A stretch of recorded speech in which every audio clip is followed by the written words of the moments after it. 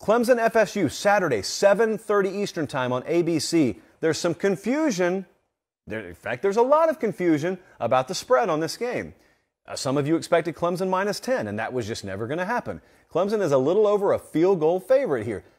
Frankly, this has even confused some of our FSU brethren. I was over on Knowles 24/7 earlier today, and there were a lot of fans openly speculating.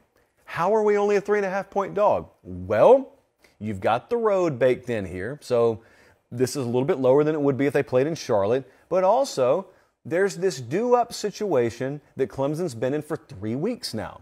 You saw them against Wake Forest 3 weeks ago, and they went into overtime, and that was an up performance. They ended up winning the game, okay? That's one. Then they played NC State and looked great the next week, up 2 weeks in a row. They go to Boston College last week and convincingly beat BC. That's 3 weeks in a row you have gotten up performances from Clemson.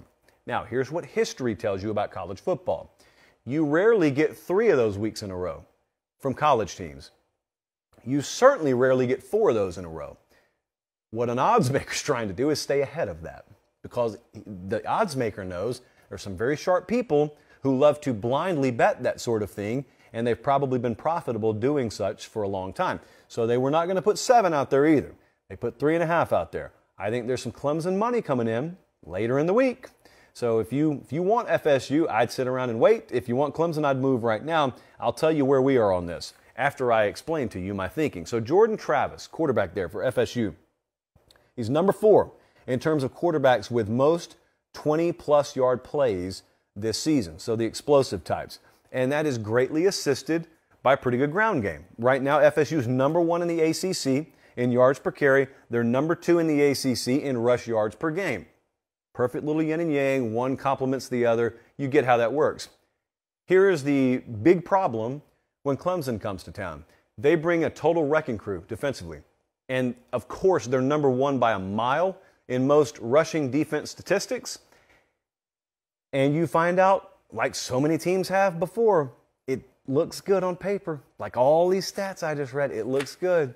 But all of a sudden, if they cut your yards per carry in half or even down 60 or 70%, then all of a sudden your explosive play rate goes down too, and all of a sudden you can't move the ball through the air because they only have to commit 4 or sometimes even 3 to stop the run. Mathematically, that should be impossible, but Clemson does it anyway, and you end up scoreless at the half.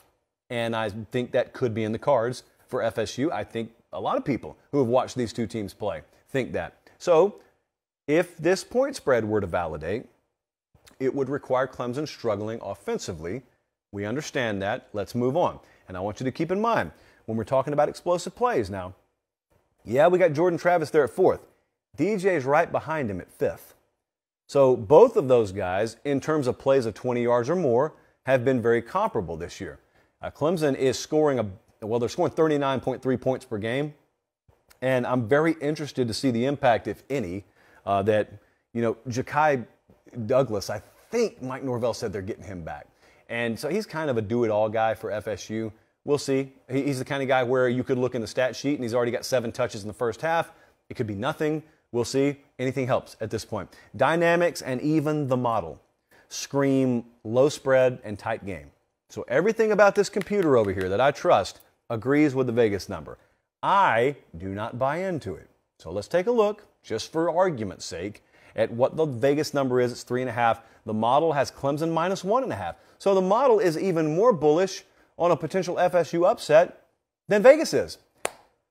I just think it's wrong. So again, tonight for the umpteenth time, I am going to disagree with the model, and I'm going to take Clemson to win, and I think they're going to cover. And if I'm wrong, I'm wrong. But listen, I tried to ride against them last week.